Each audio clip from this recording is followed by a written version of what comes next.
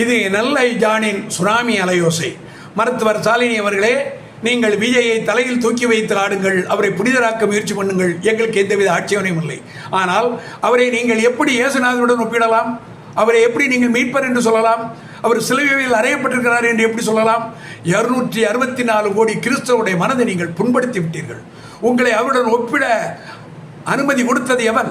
அப்படி நீங்கள் பேசலாமா? நீங்கள் ஒரு மனநல மருத்துவர் தானே.